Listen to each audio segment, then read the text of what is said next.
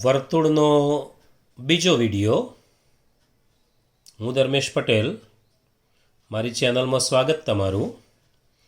હવે વર્તુળના બીજા વિડીયોમાં, પહેલા વિડીયોમાં આપણે ધોરણ 9 વિશે બધી માહિતી મેળવી લીધી અને થોડી સ્પર્શકની વાત કરી. સ્પર્શક એટલે વર્તુળને એક અને માત્ર એક જ બિંદુમાં છેદતી રેખા, એને આપણે સ્પર્શક કહીશું. ચાલો, હવે વર્તુળની ઉપર બિંદુ હોય, આ માની લો કે આ વર્તુળ છે.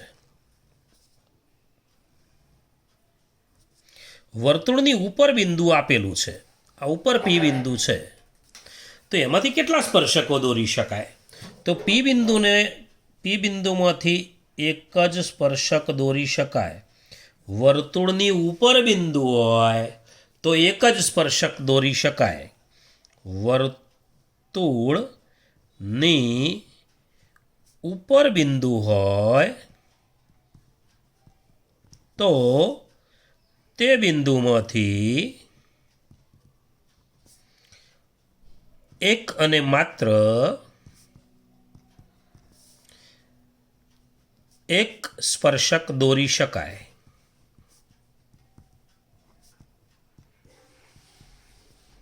આ પહેલી વાત.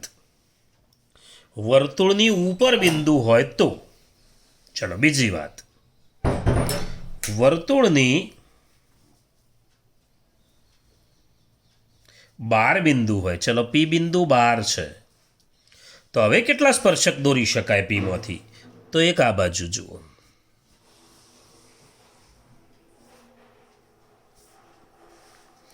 અને બીજો અહીં દોરાશે. તો કેટલા સ્પર્શકો દોરી શકાય? તો 2. વર્તુળની બહારના બિંદુમાંથી વર્તુળને 2 સ્પર્શકો દોરી શકાય.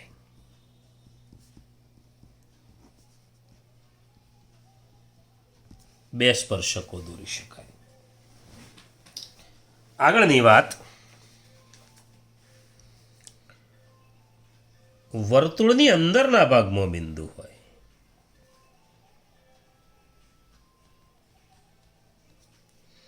અંદર બિંદુ હોય, તો અંદર બિંદુ હોય તો એક પણ સ્પર્શક ના દોરી શકાય. જુઓ, દોરશો તો છેદિકા થઈ જશે, એટલે એક પણ સ્પર્શક ના દોરી શકાય. તો વર્તુળની અંદરના બિંદુમાંથી વર્તુળને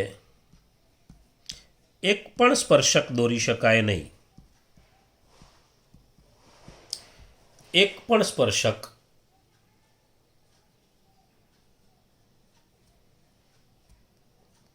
ન દોરી શકાય.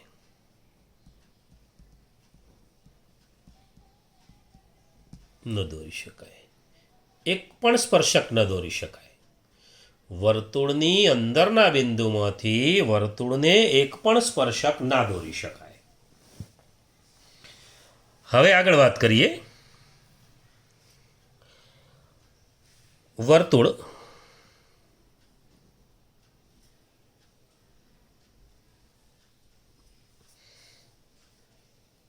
આ એની કોઈ છેદિકા છે.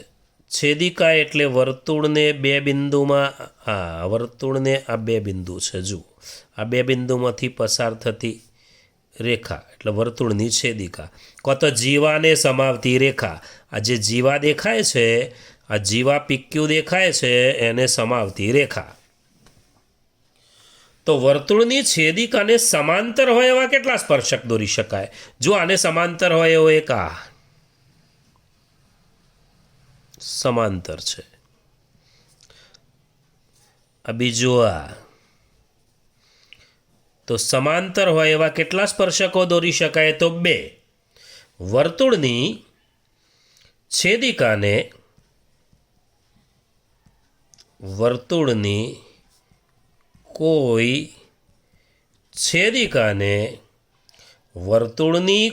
છેદિકાને સમાંતર હોય, છેદિકાને સમાંતર હોય તેવા વર્તુળના બેથી વધુ સ્પર્શકો ન હોઈ શકે. આ બે દોર્યા એ જ હોય. બેથી વધુ સ્પર્શકો ન હોઈ શકે. ફરીથી એકવાર, વર્તુળની ઉપર બિંદુ હોય તો એક જ સ્પર્શક દોરી શકાય. વર્તુળની બહારનું બિંદુ પી હોય તો બે સ્પર્શકો દોરી શકાય. વર્તુળની અંદર પી બિંદુ હોય તો સ્પર્શક ના દોરી શકાય. અને કોઈ છેદિકા હોય, એને સમાંતર હોય એવા બે જ સ્પર્શકો દોરી શકાય. બે જ સ્પર્શકો, બેથી વધુ સ્પર્શકો ન હોઈ શકે.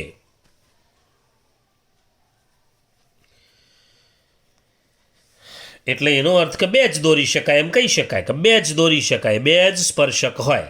બે જ સ્પર્શક હોય. બે જ સ્પર્શક દોરી શકાય.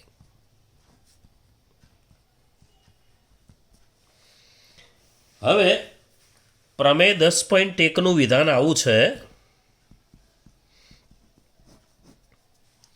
કે વર્તુળના કોઈ બિંદુએ દોરેલ સ્પર્શક વર્તુળના કોઈ બિંદુએ દોરેલ સ્પર્શક સ્પર્શ બિંદુમાંથી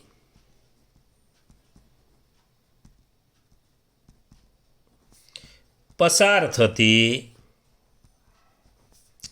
ત્રિજ્યાને લંબ હોય છે. શું કહેવા માંગે છે સમજી લઈએ કે આ વર્તુળ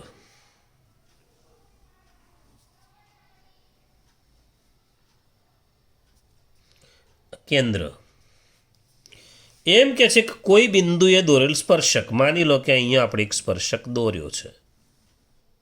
સ્પર્શક દોર્યો તો આ જે સ્પર્શક દોર્યો એ સ્પર્શક સ્પર્શ બિંદુમાંથી, એટલે સ્પર્શ બિંદુ આ છે, એમાંથી પસાર થતી ત્રિજ્યા, આ ત્રિજ્યા ને લંબ હોય છે.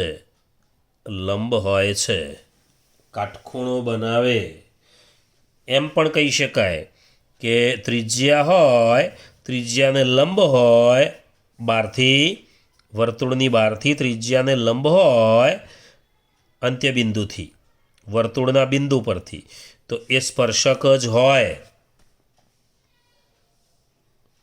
એવું કહી શકાય. ચાલો, એટલે આપણે એક વાત યાદ રાખીશું. હવે એક વાત બરાબર યાદ રાખીશું કે વર્તુળ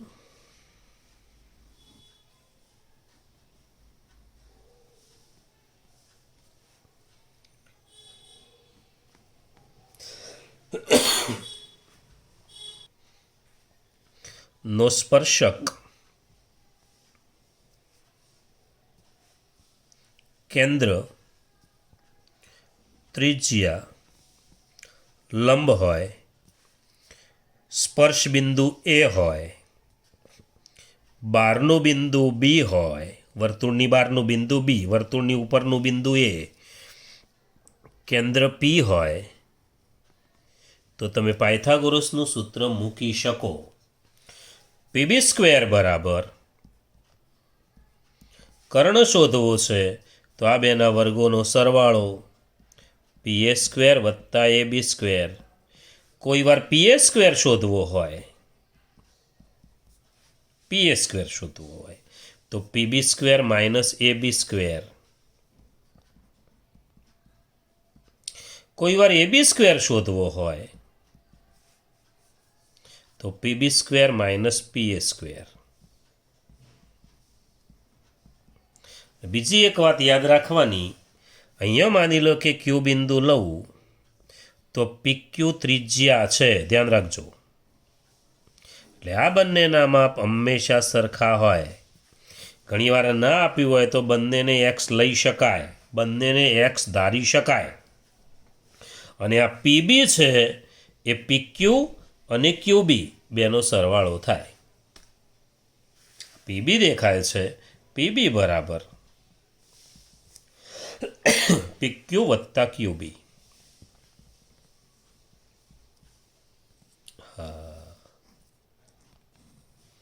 અને બીજી વાત, PA અને PQ ત્રિજ્યાઓ છે એટલે સમાન હોય. PA અને PQ ત્રિજ્યાઓ છે એટલે સમાન હોય.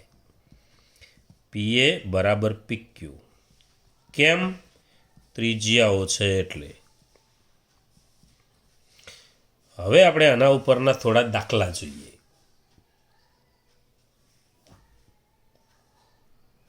પહેલો દાખલો, P કેન્દ્ર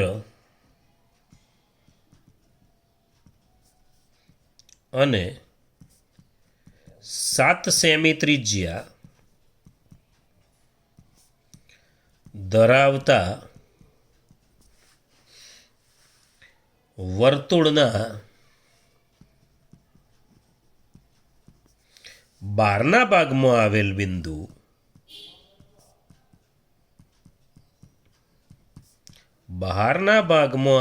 બિંદુ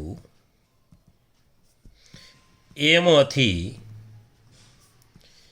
દોરેલ સ્પર્શક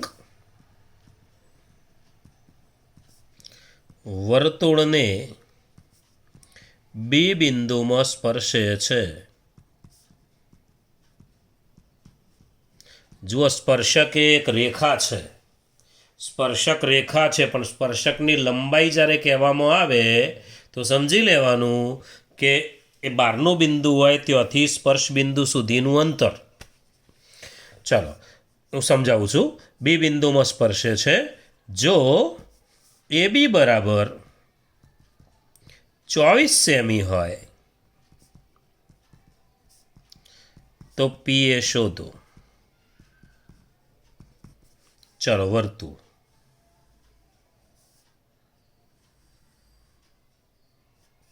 P કેન્દ્ર, 7 સેમી ત્રિજ્યા ધરાવતા વર્તુળના બહારના ભાગમાં આવેલ બિંદુ એ, ચલો બહારના ભાગમાં એ બિંદુ છે અહીંયા, અને બહારના ભાગના બિંદુ એમાંથી દોરેલો સ્પર્શક. ચલો એમાંથી એક સ્પર્શક દોર્યો આપણે. આ સ્પર્શક છે. આખી રેખા દોરવાની જરૂર નથી, રેખાખંડ દોરીએ તો ચાલે. એ સ્પર્શકની લંબાઈ જ કહેવાય. કયા બિંદુમાં સ્પર્શે છે? તો B બિંદુમાં સ્પર્શે છે. લખ્યું છે B બિંદુમાં સ્પર્શે છે એટલે સ્પર્શ બિંદુ B છે. જોજો બરાબર, બહારનું બિંદુ, સ્પર્શ બિંદુ, બે વસ્તુ હશે, બરાબર સમજીને મૂકવાનું, બદલાઈ ના જાય એનું ધ્યાન રાખવાનું. ચલો, PB લંબ થશે.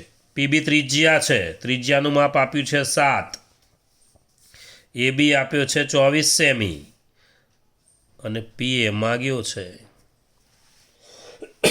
ચલો સૂત્ર મૂકી દઈએ પાયથાગોરસનું. શું લખીશું? તો PA² બરાબર PB² વત્તા AB².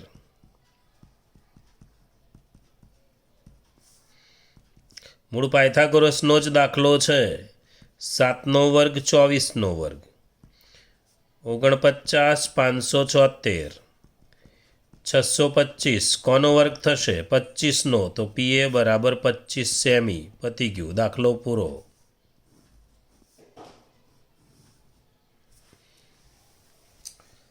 દાખલા નંબર 2.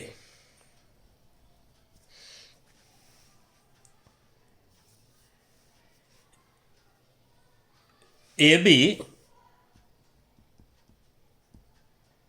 એ P કેન્દ્રિત વર્તુળનો સ્પર્શક છે. B સ્પર્શ બિંદુ છે.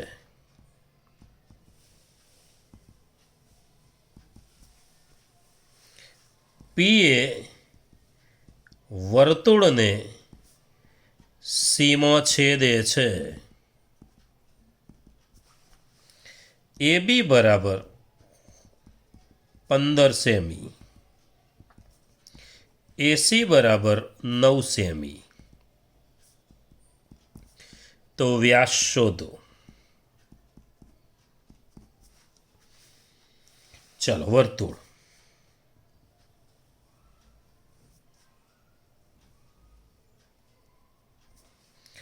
પી કેન્દ્રિત વર્તુળનો સ્પર્શક એ બી, બી સ્પર્શ બિંદુ છે. સ્પર્શક અહીંયા દોરું છું. એક જ સ્પર્શક દોરવાનો હોય તો આમ જ દોરવાનો. આ સ્પર્શક છે. ચલો, આ બી સ્પર્શ બિંદુ છે. પી કેન્દ્ર છે. સ્વાભાવિક છે આપણે આ પ્રમાણે દોરી જ દઈએ. હા, એ બિંદુ બહારનું બિંદુ. ચલો, એ બી સ્પર્શક થઈ ગયો. જુઓ, એ બી એ પી કેન્દ્રિત વર્તુળનો સ્પર્શક છે. બી સ્પર્શ બિંદુ છે.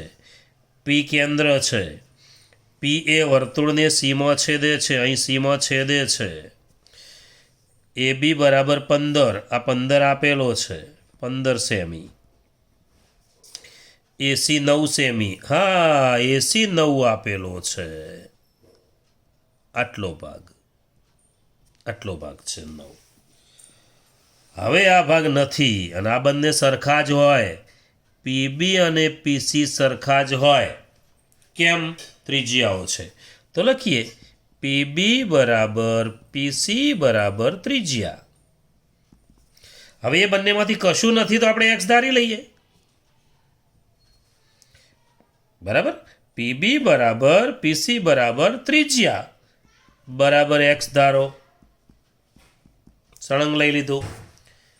બરાબર એક્સ ધારો. પીબી બરાબર પીસી બરાબર ત્રિજ્યા બરાબર એક્સ ધારો. હવે પીએ કેટલો કહેવાશે? એક્સ પ્લસ 9 કહેવાશે.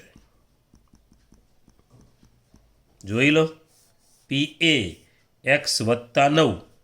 ચલો, પાયથાગોરસનું સૂત્ર મૂકી દઈએ. પી એ સ્ક્વેર બરાબર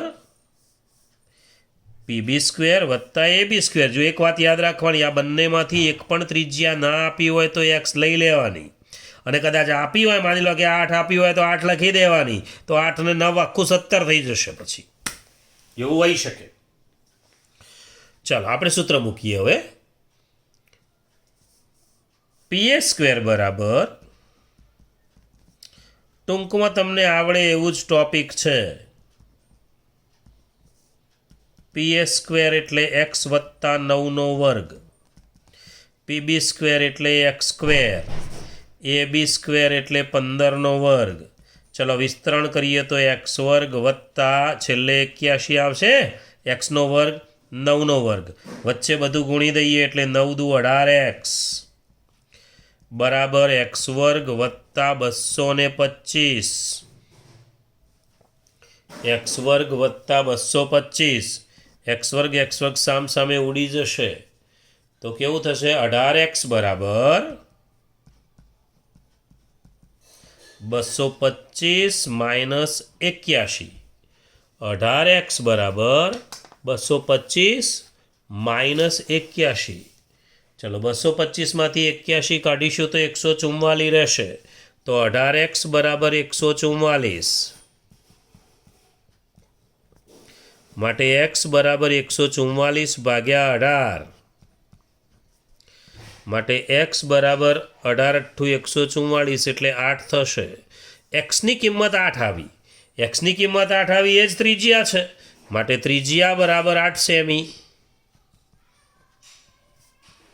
અને ત્રિજ્યા 8 સેમી હોય તો પછી વ્યાસ બરાબર 2 × ત્રિજ્યા એટલે 2 × 8 બરાબર 16 સેમી થશે. ત્રિજ્યા 8, વ્યાસ થશે 16 સેમી. એટલે વ્યાસ આવશે 16 સેમી. ચાલો, ત્રીજો દાખલો જોઈએ. ત્રીજો દાખલો.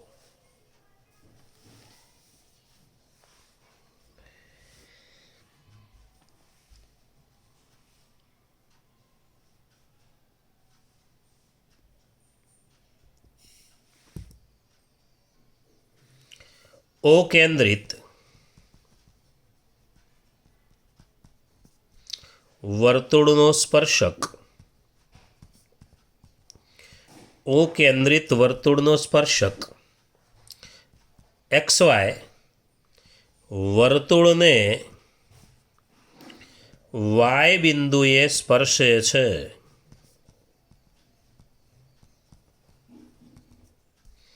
જો OX બરાબર 61 સેમી અને વર્તુળનો વ્યાસ 22 સેમી હોય તો XY શોધો. XY શોધો. ચાલો વર્તુળ દોરી દઈએ.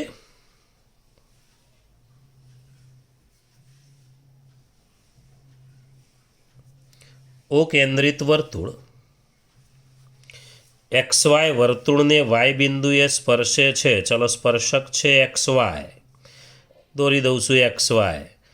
આગળ ના લઈ જવું હોય તો કંઈ વાંધો નહીં, આટલે અટકાવી દઈએ તો ચાલે. આવું કરીએ તો રેખાખંડ દોરશો તો ચાલશે. રેખા દોરશો તો પણ ચાલશે. ચલો XY વર્તુળને Y બિંદુએ સ્પર્શે. જો Y બિંદુએ જે બિંદુ સ્પર્શ બિંદુ હોય એ અહીં જ લેવાનું. ચાલો હવે ત્રિકોણ પૂરો કરી દઈએ. કાટકોણ ત્રિકોણ. OX બરાબર 61. આ 61 સેમી છે. વર્તુળનો વ્યાસ છે 22. વ્યાસ 22 છે તો પહેલું કામ કરવાનું, ત્રિજ્યા બરાબર વ્યાસ ભાગ્યા 2. વ્યાસને અડધો કરી દઈએ. 22 ભાગ્યા 2 11 સેમી અને 11 લખીશું. XY નો વર્ગ બરાબર બાદબાકી આવશે કે સરવાળો? બાદબાકી આવશે, કારણ કે કર્ણ સિવાયની બાજુ શોધવી છે. તો OX નો વર્ગ 61માંથી જ 11 થાય. 61ના વર્ગમાંથી જ 11નો વર્ગ જાય. કે 11ના વર્ગમાંથી 61નો વર્ગ ના જાય. અને આમે કર્ણ મોટો હોય, કર્ણ પહેલાં લખાય. OX વર્ગ માઇનસ OY વર્ગ, એટલે 61નો વર્ગ માઇનસ 11નો વર્ગ. 61નો વર્ગ હવે શોધવા ક્યાં જઈશું? એક કામ કરીએ, 61 ઓછા 11, 61 વત્તા 11 લખી શકાય. ચલો 61માંથી 11 કાઢીએ. 61માંથી 11 જાય તો 50. 61 વત્તા 11 72. આના અવયવ પાડી દઈએ. 50ના અવયવ પાડી દઈએ. 5 5 25 દુ 50. 72ના અવયવ પાડીએ એટલે 2 ગુણ્યા 36 થાય. 36માં પાછું 2 ગુણ્યા 2 એટલે 4 તરી 12 તરી 36. જોઈ લો હવે. 5 5 25 દુ 50 અને 72ના અવયવ 2 દુ 4 દુ 8 તરી 24 તરી 72. અવયવ પાડીને મૂકી દેવાના. ચલો હવે XY લખવો હોય તો 2 5નો 1 5, 2 બગડાનો 1 બગડો, બીજા 2 બગડાનો 1 બગડો, બીજા 2 તગડાનો 1 તગડો, એટલે 5 દુ 10 દુ 20 તરી 60 સેમી જવાબ. XY બરાબર 60 સેમી જવાબ.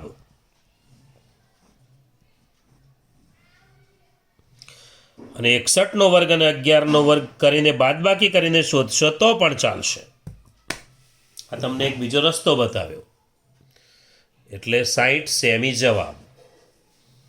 હવે થોડા પ્રેક્ટિસ માટેના દાખલા આપી દઉં. તો પ્રેક્ટિસ માટેના દાખલામાં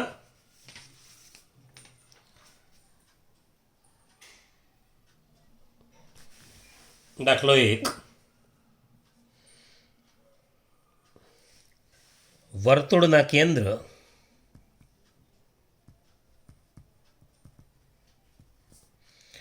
ઓમાંથી પસાર થતી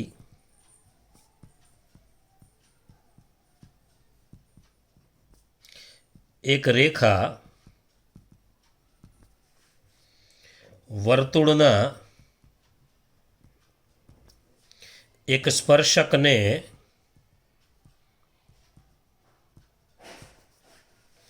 ક્યુ બિંદુમાં છેદે છે.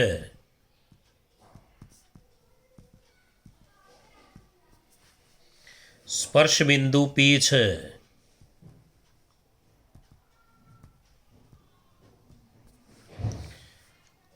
વ્યાસ 10 સેમી હોય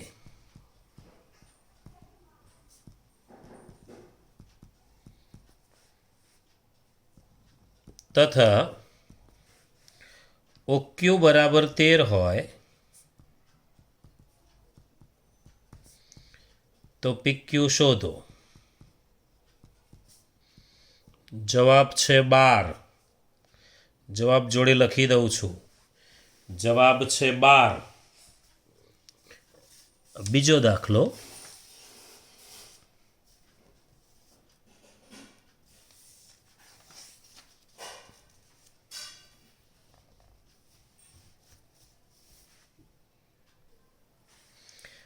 ઓ કેન્દ્રિત વર્તુળ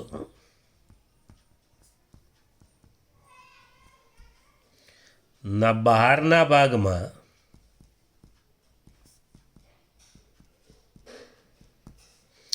કેન્દ્રથી 34 અંતરે બિંદુ P આવેલ છે.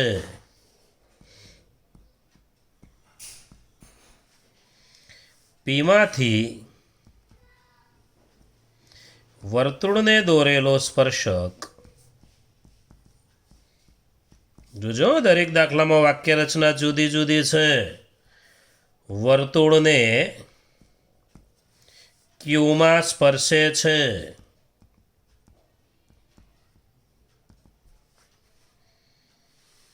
PQ બરાબર 16. તો વ્યાસ શોધો. જવાબ છે 60. ત્રીજો દાખલો. દાખલા નંબર 3.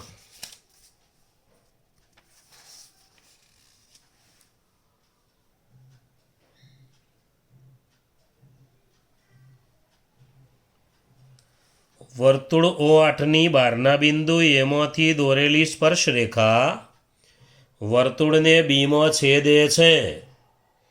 જો AB બરાબર 15 તો OA શોધો.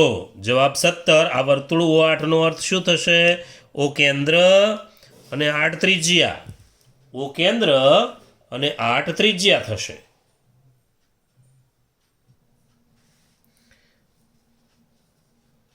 P કેન્દ્રિત વર્તુળ ની બહારના બિંદુ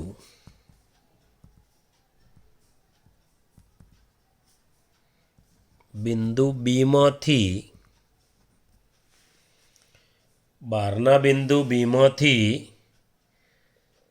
દોરેલો સ્પર્શક વર્તુળને એમાં સ્પર્શે છે. જો વ્યાસ બરાબર 10 સેમી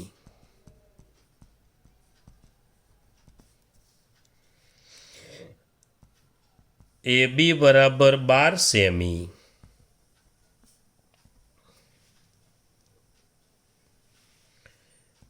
તો MB શોધો. જ્યાં M એ PB અને વર્તુળનું છેદ બિંદુ છે.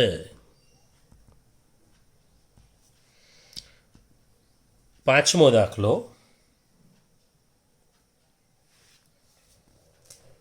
O કેન્દ્રવાળા વર્તુળને P કેન્દ્રવાળા વર્તુળનો સ્પર્શક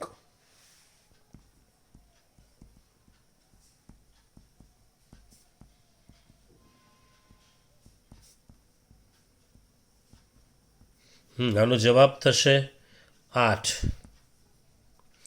P કેન્દ્રવાળા વર્તુળનો સ્પર્શક AB વર્તુળને બીમાં સ્પર્શે છે.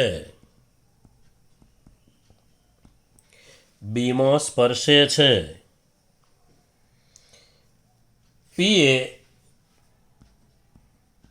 એ વર્તુળને એમમાં છેદે છે.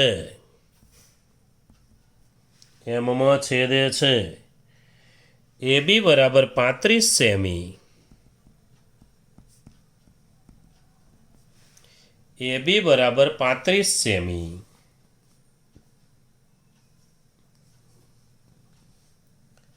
AM બરાબર 25 સેમી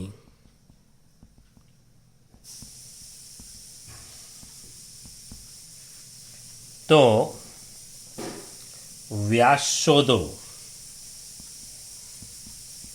વ્યાસ શોધો.